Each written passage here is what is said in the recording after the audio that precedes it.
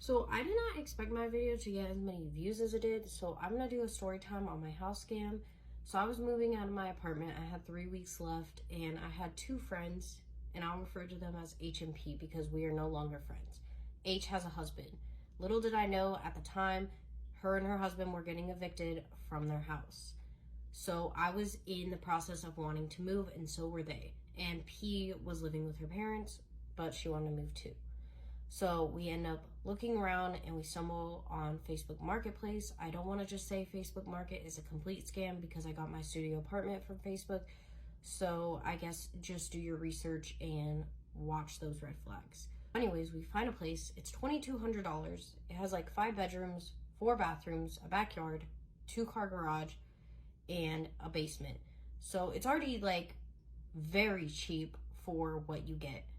So we get in contact with the guy and we set up a tour for the next day. We get to the house, and one of the other red flags that I came across was to get into the house, we had to use the app Nextdoor. If you don't know what Nextdoor is, it's basically where the seller can put their house online and anybody can get into the house with an access code. So we get into the house, we tour it, we love it. When we started asking questions, that's when things got a little weird. One of the main questions that we asked was the hot tub in the backyard included?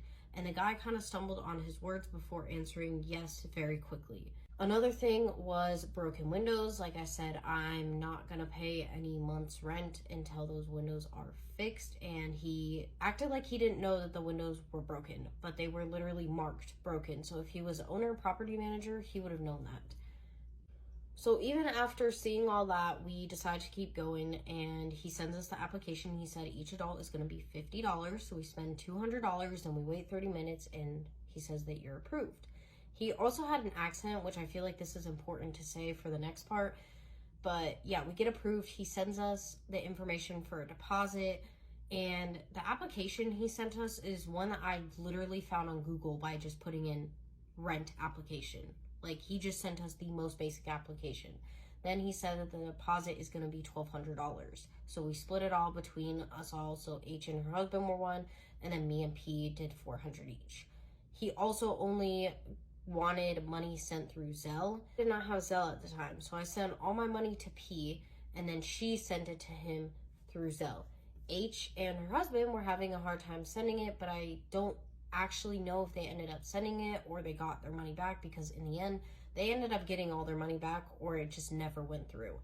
But anyways, P gets on the phone with her mom, and her mom is not liking the idea. Like, she's all like, this does not sound right, you know, like, I kind of want to talk to the guy. And at that time, H was on the phone with him talking about the move-in date, and he's like, well, I'm currently out of the country and I'm going to be out of the country through that date, but I can arrange to have someone come give you the key and all this. And we just thought it was weird. Like, we asked him, like, do you have a property manager? And he said no.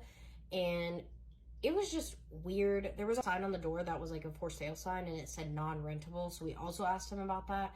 And he had said that he just couldn't find a buyer, so he needed to make some type of money on the house.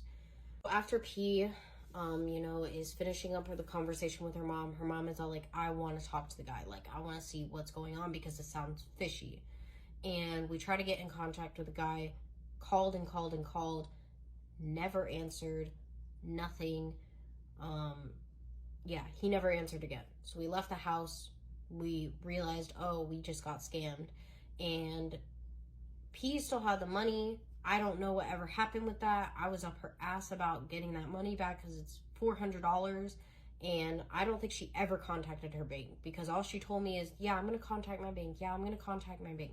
I don't think she ever contacted her bank. But honestly, it was a blessing in disguise, because H was absolutely a mess. Like, her and her husband broke up like 2 months later after that. And she's in debt like crazy. Like, I feel like it would have been an absolute nightmare to rent with her, and I feel like I honestly, I would have been in serious debt. She's been kicked out of 2 apartments. So that's information I found out after. But yeah, that's the story time.